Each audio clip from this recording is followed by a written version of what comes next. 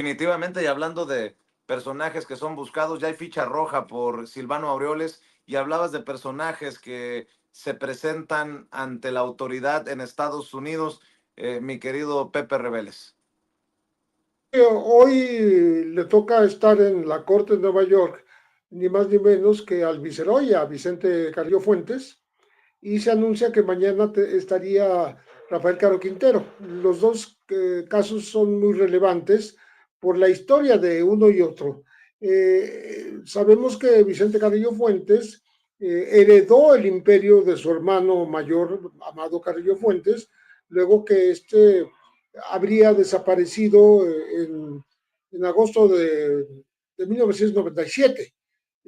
Se sigue dudando de si se murió o no se murió, si, si realmente eh, está, dejó de existir o anda por algún lugar del mundo gastando su fortuna, que era de 25,000 millones de dólares por lo menos, según le estimaban las agencias internacionales. Pero bueno, él ya no está y el viceroy fue el que heredó ese imperio. Hay que recordar que en esas épocas se empezaba a fraguar lo que después se llamaría el maxiproceso. El maxiproceso que empezó realmente en 98, pero pues venía preparándose desde antes porque un maxiproceso no se hace de un día para otro. Ocurrió durante digamos, el, cuando Jorge Madrazo era el Procurador General de la República. Se le llamó también Maxi Proceso de Cancún porque se centraba en todos los operativos que se hicieron para meter cocaína por, ese, por ese rumbo desde Colombia. Hay que enfatizar que se trata del juicio al ingreso precisamente de cocaína más importante de los últimos tiempos. Realmente cuando se inauguró la llegada de aviones, por eso se llamaba el Señor de los Cielos, Amado Carrillo, y su hermano siguió el mismo camino, porque compraban aviones Carabel, que eran 727, y les quitaban los asientos y los llenaban de cocaína y así los traían a México. Eran aviones que no desechables, pero que no importaba si se rompían los trenes de aterrizaje cuando llegaban a tierra, porque rápidamente eran descargados. Nunca la autoridad llegó antes que los delincuentes a descargar esos aviones. Estamos hablando del sexenio de Salinas y después empezando el de Cedillo,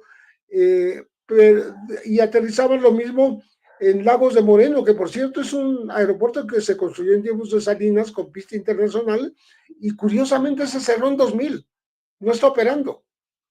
Ahora el gobernador, cuando era candidato, Pablo Lemus, y después como gobernador, ya prometió que lo va a poner en funcionamiento otra vez, sin explicar por qué lo cerraron. Pero aterrizaban ahí, aterrizaban en Baja California Sur, aterrizaban hasta en las carreteras de la costa de Hermosillo, estos aviones, y con toneladas y toneladas de cocaína, y eso es lo que se abordó en el tema del maxiproceso.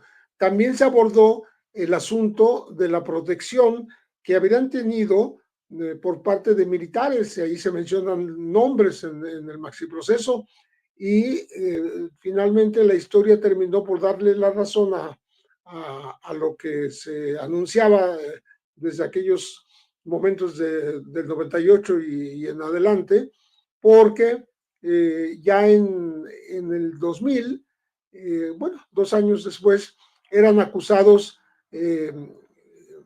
Francisco Quirós Hermosillo y Arturo Acosta Chaparro, los dos generales, de haber servido al Señor de los Cielos y haber traficado justamente ellos mismos, ¿no?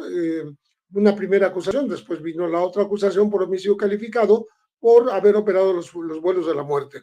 Al final quedaron impunes, se murieron, dos de ellos sin llegar a cumplir su condena por tráfico, que fue Quirós Hermosillo y el mayor Francisco Javier Barquín, y sabemos cómo Mario Arturo Acosta Chaparro, el general que había sido, le habían repuesto en sus cargos e incluso lo elevaron de rango a general de división después de ser general brigadier, como murió asesinado cuando estaba en las afueras de un taller donde componía su carro Mercedes-Benz por un par de motociclistas.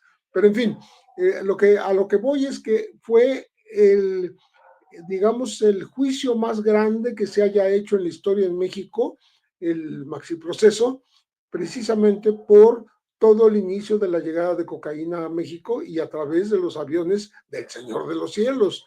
De ahí vienen las acusaciones que tienen condenado al propio Vicente Carrillo Fuentes en México, primero por 28 años y después por otros 20, es decir, 48 años. Pero sabemos que en Estados Unidos, pues puede ser cadena perpetua, puede ser pena de muerte, ¿no? Cualquiera de los dos, ¿no?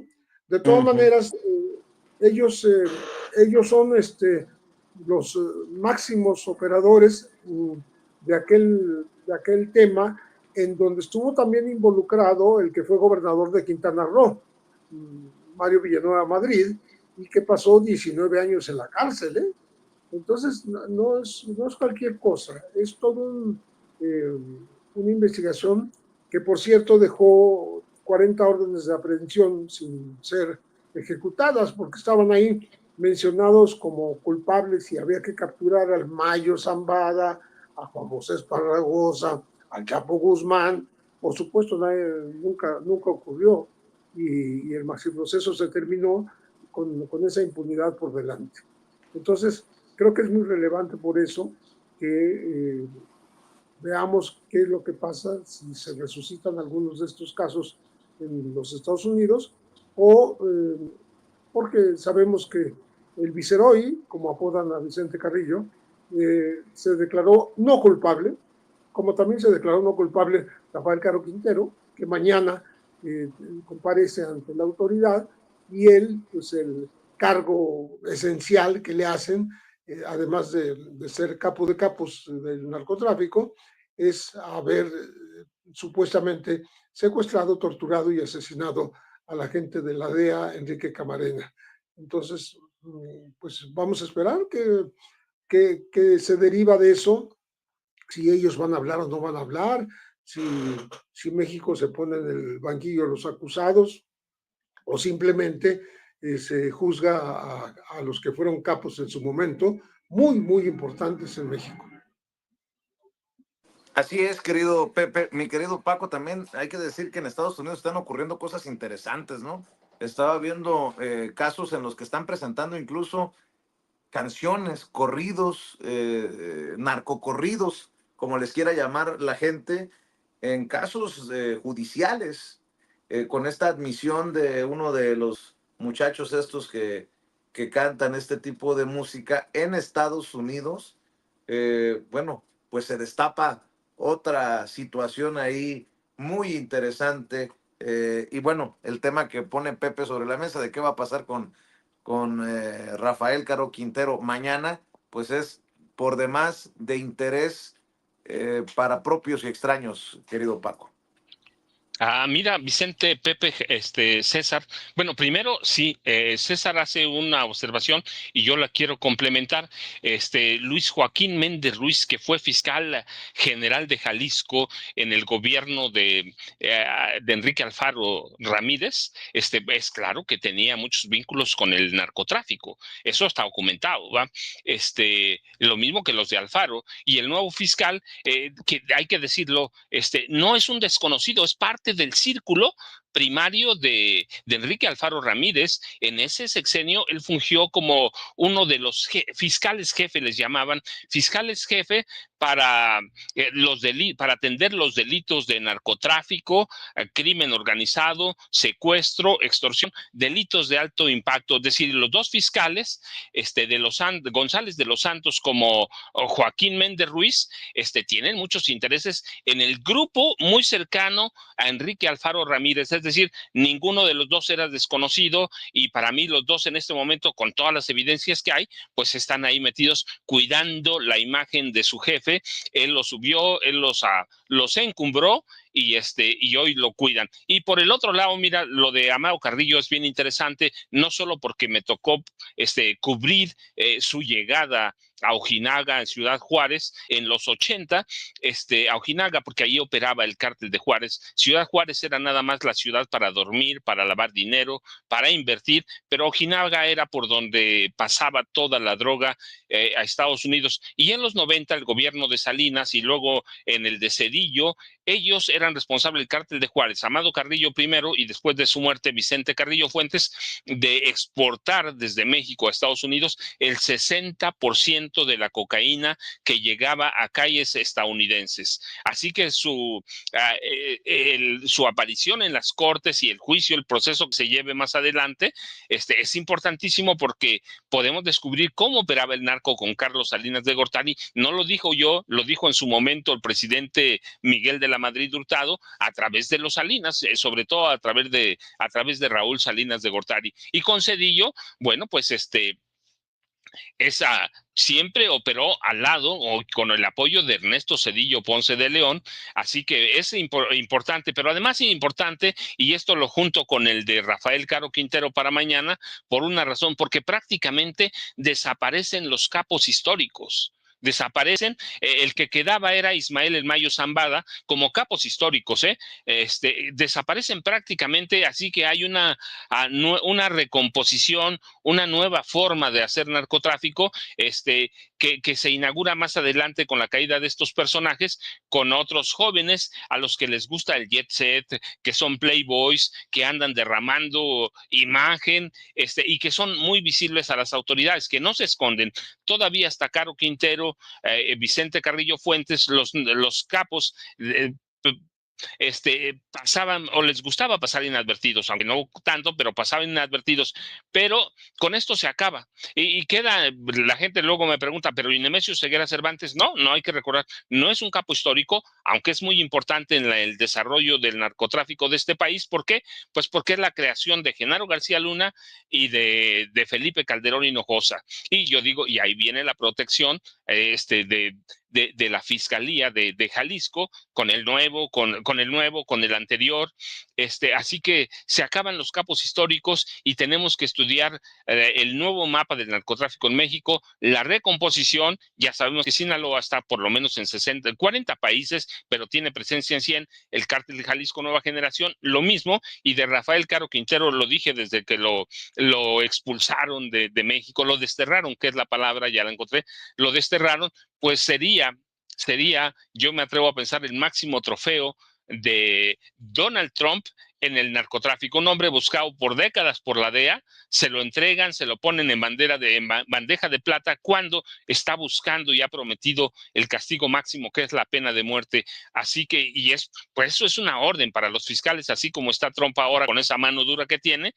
Y yo digo, yo esperaría que lo condenen a muerte y que lo presuma Donald Trump como su trofeo. Y el otro caso, mira, de los cantantes, hay historias de muchos, algunos están involucrados, otros no, pero más de uno ha ido a cantar con ellos, ¿va? Los contratan. Yo recuerdo mucho cuando el cártel de Juárez contrataba a Juan Gabriel para que cantara, por ejemplo, en Nuevo Casas Grandes, ahí en Chihuahua, en 15 años, fiestas de 15 años. Así que pues es una lección para que los artistas, pues yo digo, a veces los contratan, no saben a dónde van, pero otros sí se involucran abiertamente con los capos del narcotráfico, Vicente, César y Pepe. Así es. Y bueno, mi querido César, para cerrar, se viene una reunión de alto nivel, confirma la presidenta que viene a México la secretaria de Seguridad de Estados Unidos. Cuando los números le dan la razón a Omar García Harfuch, a los secretarios de Marina, la Secretaría de la Defensa Nacional, a la propia presidenta, con la estrategia de seguridad, una disminución del 22% de homicidios en los primeros 6 meses de la presidenta Claudia Sheinbaum. Eso, pues podría ser muy fácil decirlo, pero es un logro importantísimo, pues que si bien no se le tiene que cacarear a Estados Unidos, se tienen que enterar de que lo que se está haciendo bien en México, y por eso también mencionar el respaldo amplio que tiene la presidencia, la presidenta abajo, no en el círculo rojo, no